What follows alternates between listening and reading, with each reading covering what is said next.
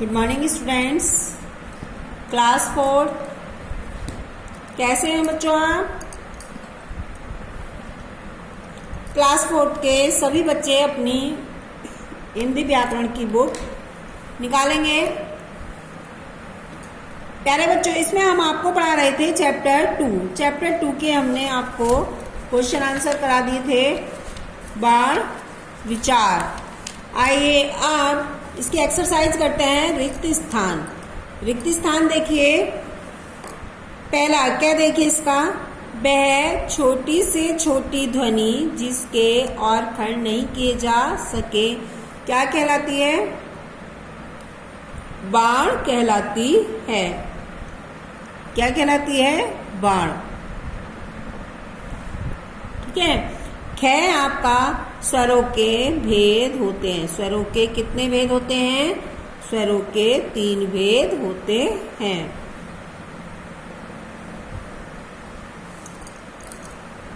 अब ग है आपका दीर्घ स्वरों की संख्या होती है। जो दीर्घ स्वर है उनकी संख्या कितनी होती है?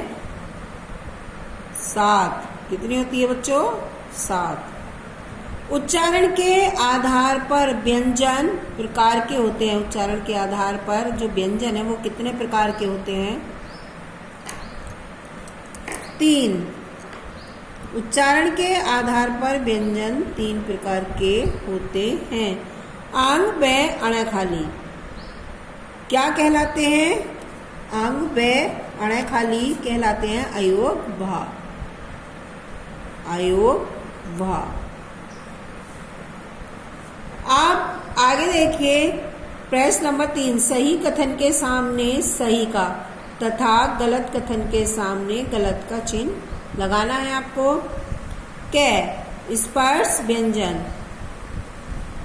स्पर्श व्यंजन 25 होते हैं, तो ये आपका सही है। स्पर्श व्यंजन जो है वो 25 होते हैं। ठ आपका ऊष्म व्यंजन 11 है, तो ये आपका गलत है। ये आपका ऊष्म व्यंजन 11 होते हैं, ये गलत है। ऊष्म व्यंजन होते हैं आपके 4। अंत्य व्यंजन, अंत्य स्थ व्यंजन कितने होते हैं? अंत्य स्थ व्यंजन होते हैं 3 या 4। ये भी आप, ये सही है।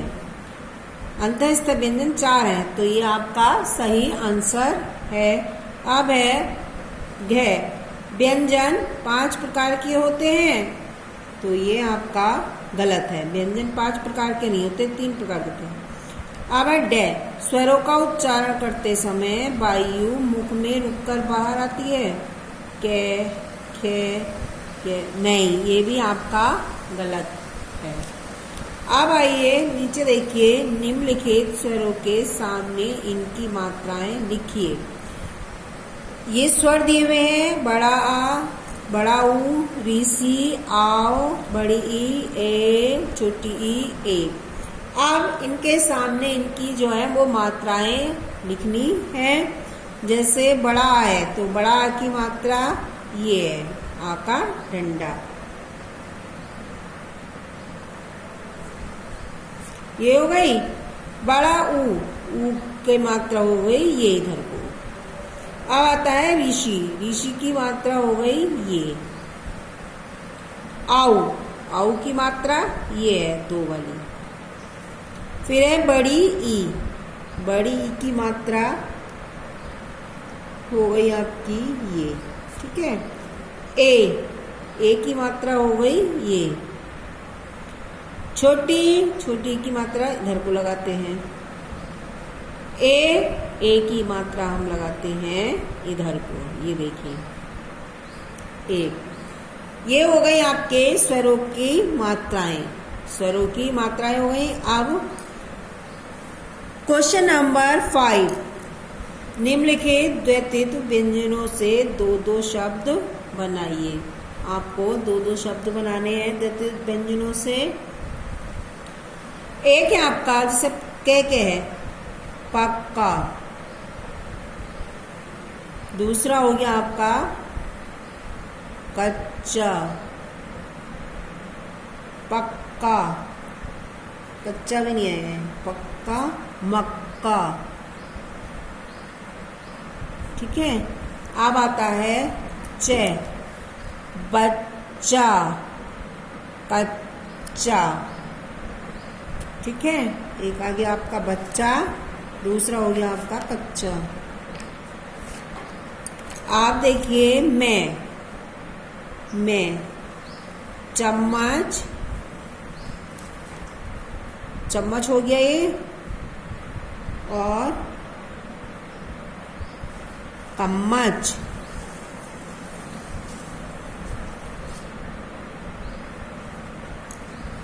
ले, कुल्ला, दूसरा हो गया आपका ये गुल्ला।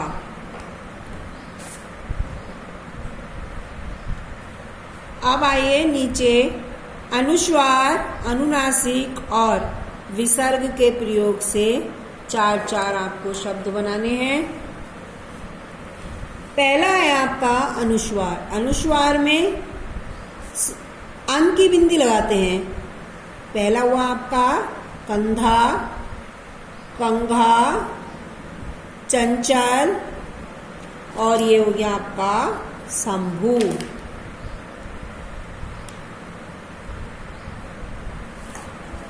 शंभू। अब है अनुनासिक। अनुनासिक में देखिए इसमें चंद्र बिंदी लगाते हैं, जैसे मुंह, मुंह, हंसा, आँख, और ये हो गया आपका चांद।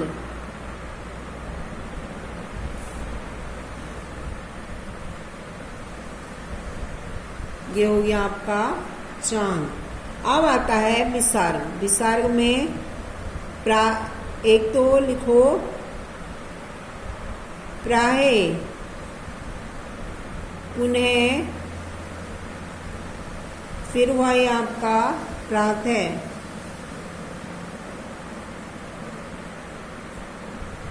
और हुआ आपका ये साय।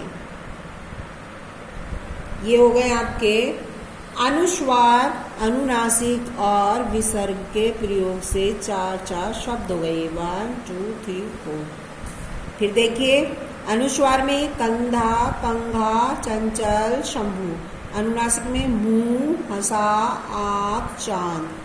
विसर्ग में प्राय, पुनः, प्रातः और साय। ये हो गया आपका अनुस्वार, अनुनासिक और विसर्ग। ठीक है। अब ये आपका चैप्टर जो है वो समाप्त हो गया है, चैप्टर 2। इसमें आप क्वेश्चन आंसर, रिक्त स्थान, सही गलत, और ये मात्राएं, द्वैत व्यंजनों से 2-2 शब्द, और ये है आपका 6 अनुस्वार, अनुनासिक और विसर्ग के प्रयोग से 4-4 शब्द आप घर से बनाकर लाएंगे। आज के लिए इतना ही। धन्यवाद बच्चों।